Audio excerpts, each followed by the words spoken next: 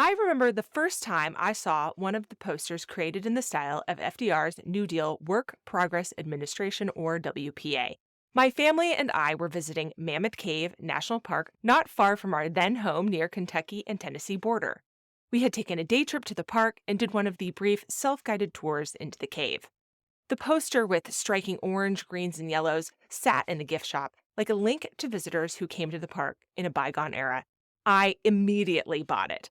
Not that long after, I spotted a similarly styled poster at a different park and decided that these posters were the perfect way to showcase which parks or monuments we had visited. Their bright colors gave me feelings of nostalgia paired with memories of enjoying these spaces as a family. Just like the park cancellation stamps I had been collecting at each stop, I became a little obsessed with the whole idea. That probably doesn't come as a galloping surprise for anyone who regularly listens to this show. My obsession was nowhere near that of today's guest, the man behind the modern magic of these posters.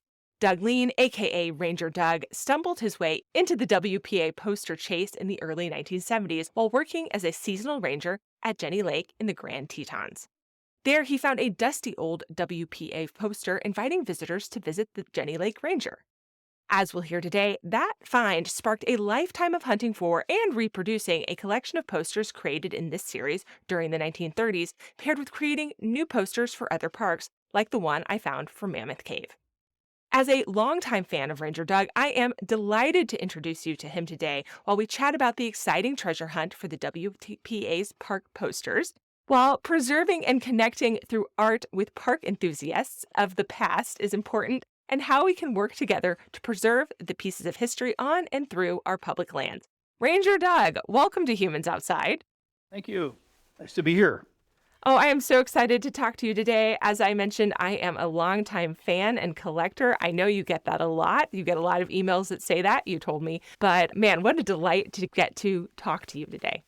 It's fun to be here, except I'm somewhere else. Yes, well, yes. So we do like to start our episodes imagining as if we are, in fact, together, not me in Alaska and you in where you said you are, Wyoming today. So if we were going to hang out outside in a place that you really enjoy, where would we be with you today? Well, I'm in Jackson Hole, Wyoming. It's a place I stumbled into, kind of like you did with the posters. Actually, I stumbled into Jackson Hole and the posters almost the same time. But I've been here, 50 years now visiting, and kind of a part-time resident of the valley here. I think I've been here every year now since 1967. And I built a house here and, of course, became a ranger, and I've never been able to leave for very long, let's put it that way. You have, at least in the past, spent part of your year up here in Alaska. Do you still do that? Yeah, I have a summer home. I've been there for 20 years up in the southeast section next to Petersburg it's the smallest town in Alaska called Kupreanof. And there's 23 people that live there, 22 right now because I'm down in Jackson Hole. But I keep a summer cabin there. It's a one-room log cabin, but it's kind of a classic old log home on a point with a gorgeous view. I just fell in love with that too, so that's where I spend my summers. Yeah, can't beat that. So how did you become someone who likes to go outside? How did this become part of who you are? Tell us your outdoor story. Well, it's probably the other way around. My mama could never get me to come inside, at the end of the day. It's always been a camper, a Boy Scout. When I was in high school, we all climbed mountains because we lived near Seattle within an hour's reach of the North Cascades and the big volcanoes. I worked on the Camp Sherman project on Mount Rainier. It was a kind of a Boy Scout volunteer thing where they built a halfway house up at the 10,000 foot level, just below 10,000 feet. So for 2 summers, I carried 2x4s and buckets of tar and you name it to make this cabin come together. There were probably 10 or 15 of us at any one time. But I spent 2 summers doing that. I met some of the best mountaineers at the time. This is back in the early 1960s. And Omi Diber taught me how to use an ice axe. And from there, worked in Olympic National Park for a summer in 1969, the year that Neil Armstrong walked on the moon, and taught inner city kids how to climb mountains. And that was quite a learning experience. My mother's uncle was the founder of Abercrombie and Fitch, the sporting goods company, back in 1893. And that was then completely different than the company it is today. It was outdoors, and they outfitted all the major expeditions of the world. I mean, from Amelia Earhart to JFK, Teddy Roosevelt, you name it. So that's kind of in my blood, I guess. And then later I worked for Eddie Bauer for a couple of years, redesigning some of their down products, tents. We experimented with a lot of stuff. This was in 1970 for a couple of off seasons when I started working for the Park Service. Yeah, it's funny because I'm about to ask you about another job you held, which is none of the things you just mentioned. We're going to talk about we're going to talk about the WPA and the lost art today. But your longtime professional career wasn't in parks as a ranger or in treasure hunting or in any of the things you just mentioned. It was in dentistry. You've lived in some extremely wild places through that. Can you tell us about that? Yeah, dentistry is it's underrated. People, it's always been joked. It's always a butt of jokes and Doonesbury and this kind of thing. But, it's an incredible profession. You have a skill you can take anywhere on the planet and put it to good use. And I did almost 40 years of dentistry. I'm retired now. About half of that was in private practice, but it was in the public market in Seattle, Pike Place Market. And it was kind of an inner city, frontline ghetto. They were rebuilding the whole area. They had a $62 million grant to rebuild the market. Initially, they were going to tear it down. I thought, what a neat place to go in and start a dental practice. And it was kind of an unknown frontier, metaphorically, I guess. But anyway, I loved it there. But it also allowed me to do some, I could budget my time in such a way that I could take a couple of months off. I went to the Marshall Islands and volunteered on a 3-masted schooner that I helped build the clinic in Seattle, and then we sailed it down to the Marshall. I didn't go on that leg of it, but I met the boat down there, and I was the first dentist to run the program. And we went to all the outer islands and inside the lagoons, anchored for a week, and then did dentistry and medicine. And of course, I went to the South Pole as a dentist with the Antarctica program, and gosh, I'm trying to think where else. Well, up here into Alaska, that's why, right? That's why you came up here originally, was to dentistry in some of the villages. I started in Barrow and worked my way south. Yeah. And lived on a tugboat for several years and ran around in the backwaters of Alaska pulling teeth. A lot of fun. I gave a little bit of information background at the beginning on your WPA poster pursuit, but I'm hoping maybe you can give us a more full version. How did you go from stumbling on this dusty poster for Jenny Lake during your time as a seasonal ranger up there to becoming Ranger Doug, Ranger of the Lost Art, which I have to say is a great title? That phrase popped into my head. It's no secret that it's bad play on words, I guess, but it has a lot of similarities. And I found this poster, and I immediately realized there were probably several copies. It was a silk screen, and they're always made multiple copies. And secondly, there must have been other parks. And we were cleaning out this old barn in the park after the tourists left. We'd kind of clean up the park. It was always a mess. And so my job was to clean out this barn with my boss, and everything was going to the park dump. So I took this poster that was hanging up on the inside of the barn for probably 30 years, since the 1930s, and dusted it off, took it outside, and I said, this is not going to the dump. So I put it in my cabin for the 7 years that I worked there, and then took it back to college when I went back into the dental program. And 20 years later, my boss's wife called up. She ran the bookstore in the park, and she said, we're doing a poster on this historic building called the Jenny Lake Museum, which you worked in for 7 years, and we want to move it over the moraine because it was right on the shoreline. They wanted to, it's an ecological move, to move it off the shoreline, basically. And she said, do you have any idea for a poster? And I said, do I have an idea for the poster? I've got the poster. And I sent her a copy of this thing. And the first thing she said was, well, can you mail it down to us and we can make a copy of it? And I said, no, it'll end up in the dump, because I knew how the park threw things away and lost things. And so I said, let me do the printing up here. It's where all the heavy lifting is in Seattle. And we have printers up there and all the technology. And Moose, Wyoming didn't have too many silkscreen printers at the time. So we made copies of this thing and sold, I think, 600 in 2 years. And then Charlene didn't want to, she said, well, we kind of done this. We're not going to make any more of them. And I said, oh, come on, these will sell forever.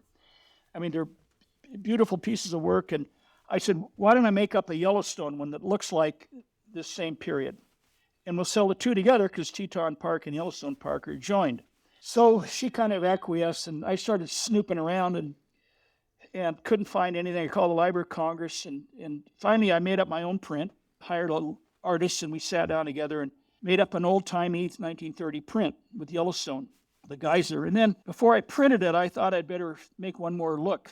So Charlene said, well, these are government posters. You're not going to find them in the Library of Congress. You're going to find them at the Harpers Ferry Center in West Virginia. If there's anything, that's where it'll be. And she turned out to be right and wrong both. And I did call the Harpers Ferry Center, and they had 13 black and white photographs of a whole bunch of old posters that were done in the 30s. The fellow I was talking to was Tom Durant, terrific fellow.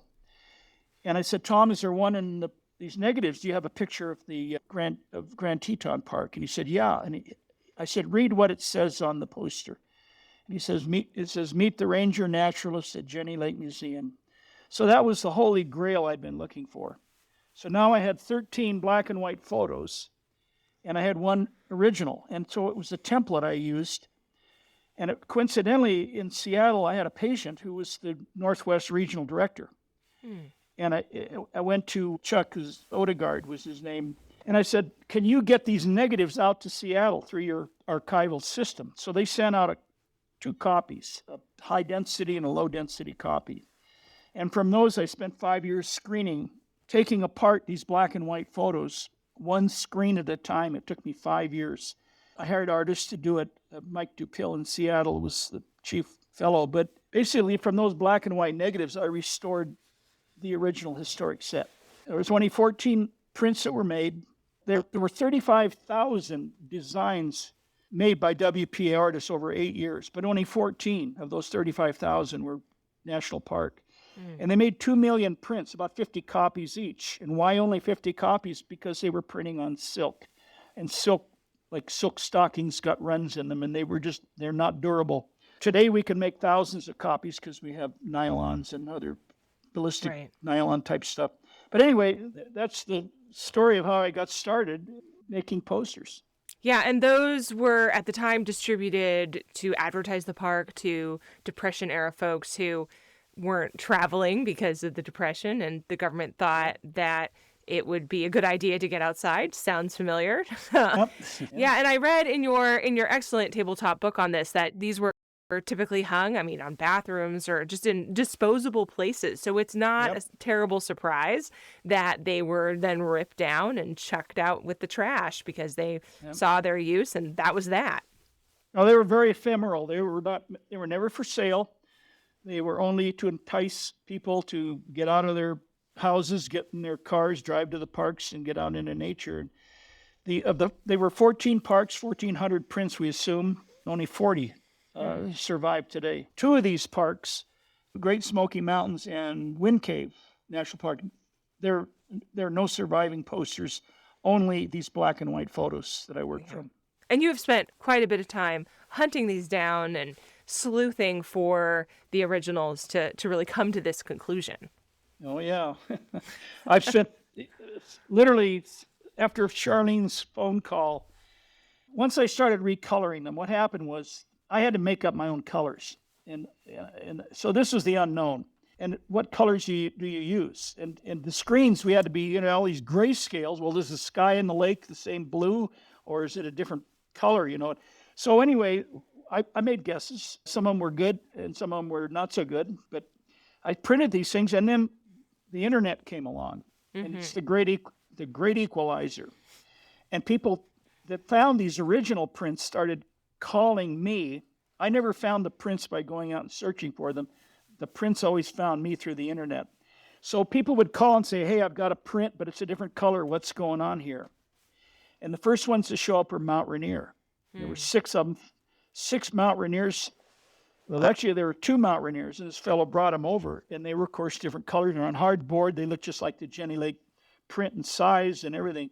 And we didn't even know the actual size of the print. Each one was different. I thought, well, maybe they made different sizes, but it was parallax in the tilt of the camera. So that was an error we had to fix, and a lot of problems associated with that. But anyway, the Mount Rainier turned up, and then the year later, I asked him if he'd sell me one so I could start building this collection. He said, no, I got 2 kids, and they're both park rangers, and I got to give each one the same one. Each son gets one. I said, well, jokingly, I said, if you find a third one, let me know. And a year later, he called me, and he said, I've got another print. And so I went over to his house, and here's not 3 prints, but 5. And he had taken the frame of this one print, that is the third one that he found, and there were 3 prints inside the frame. Wow. And the middle one was pristine, and that's the one I ended up buying. We had it appraised by one fellow out in Philadelphia for $1,800, and I about fell over because they cost 12 cents to make back in the 30s. But I tried to dicker with him. He said, nope. He said, I'm going to donate the money to the park anyway. So I said, okay. So anyway, I bought a poster, and today these prints have been appraised for up to $25,000. Wow. Since we can't see them, although certainly folks can find a link to your website and all of the information in the podcast show notes, as well as they can look at your recent tabletop book on the posters. But can you maybe describe them for us? Can you describe what these posters look like? Well, yeah, you have to go back to the period. It was after World War I. There was an incredible amount of unrest in the world. The Soviet Union was created, the revolution. There were a lot of poster art at the time that came out of the Soviet Union. And in fact, it inspired a lot of the Bauhaus school. And I'm not an art historian, but the font in the posters is Bauhaus font. It's a German-style font. It's very popular in America. But there was a lot of worker rebellion in America. The Everett massacres in 1918, I believe. And then you had the Depression hit, and this poster, part of the WPA poster division started making these posters. And, of course, they're all unemployed artists and probably left-leaning, whatever.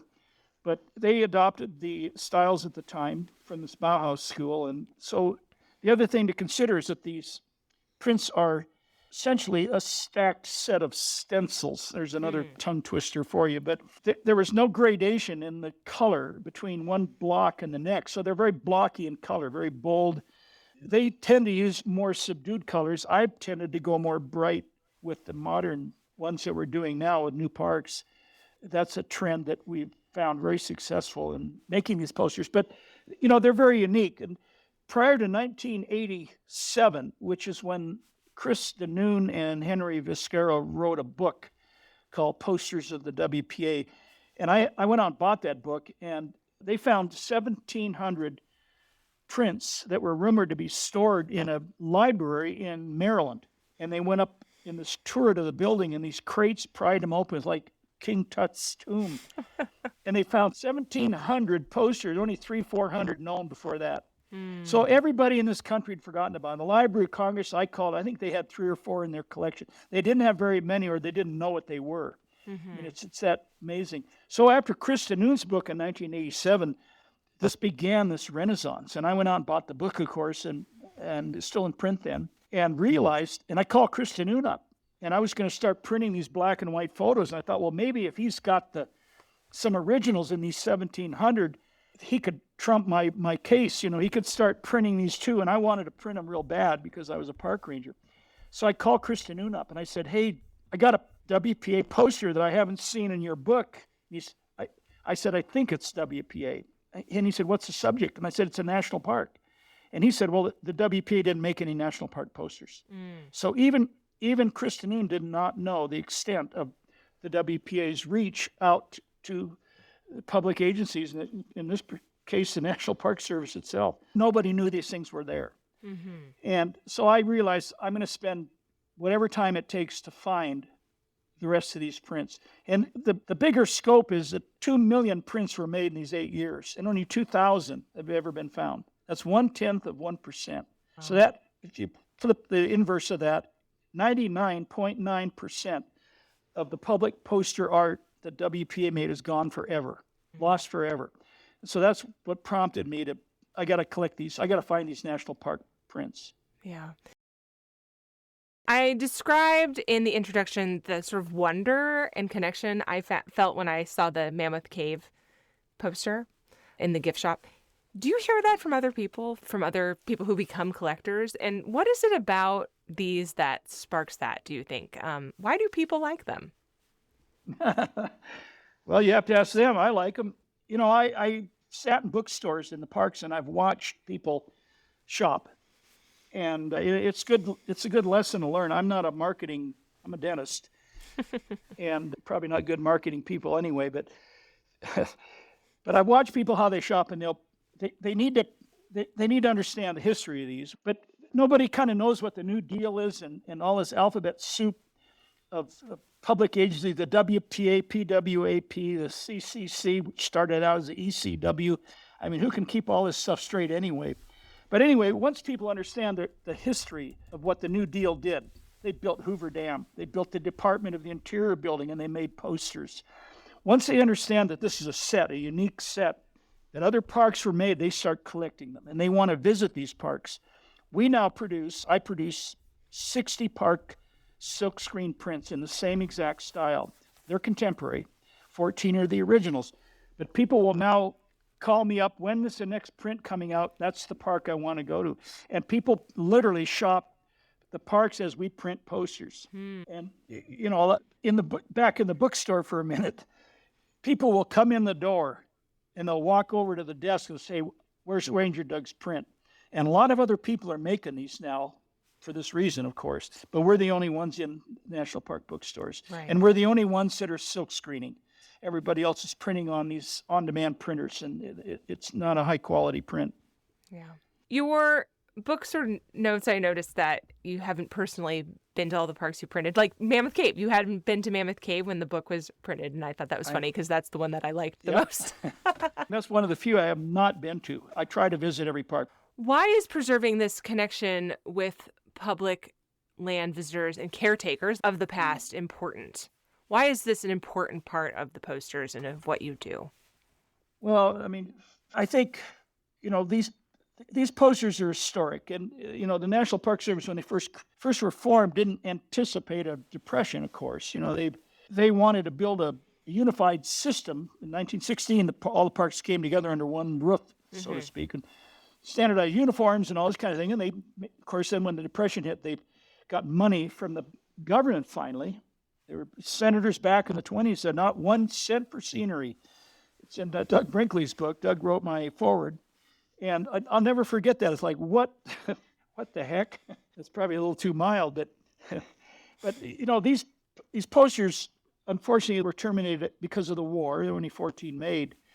And you know, what I hope to do with the set is to continue the series as was terminated so abruptly by the war. And it'd be fun to do all 425 park units. We've got a long way to go, and a lot of them are very, very tiny. You might have to amalgamate them together. Pardon the dental pun there, but couldn't resist that. But, you know, I think it'll make people go back and look at how the parks evolved. Mm-hmm. And it happened because of a few great politicians. Teddy Roosevelt, of course. I found a photograph I put in the book of Herbert Collins, who was the portrait artist for the National Park Service when it was first formed. He did the portraits of Horace Albright, Stephen Mather, and the Secretaries of Interior and President of Mexico.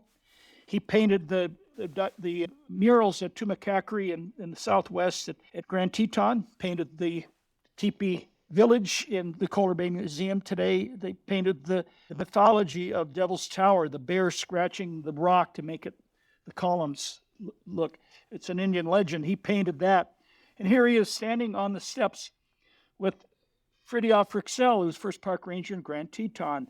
And it was his ideas of the glacier moraine diorama that they used as the idea for the Grand Teton poster. It was the first one made, by the way, the Grand Teton print. So they brought Fryxell out to Berkeley when they got all this federal money, they assembled all the great minds at the time. So here's Strixell, Herbert Collins, and the third guy standing with him is William Henry Jackson of the 1872 Hayden Survey. He was with Thomas Moran, who painted the parks, and Jackson took the photographs of Yellowstone and then went to Congress and created the first national park. So here we are, 1934, standing on the steps of an old broken down bank building that went belly up because the capitalists were greedy, and they've stuffed it with government paid artists, and they made beautiful things for one decade. It was incredible. So this history, it's all welded together. There's really a second book here. And the Library of Congress actually has called me and wants me to do it. I'm not so sure I will, but what the park made in this decade is just precious. And up until even last year, the guy that ran the program at Western Museum Laboratory was Ansel Hall, and he was former chief naturalist at Yosemite. And then they made him chief naturalist of the entire Park Service. And then when the federal money came in 1933 and 34, right after when FDR took over, Arno Kammer became the director, and of course he put Ansel Hall in charge of the Western Museum Laboratories, this place in Berkeley where they built all this stuff.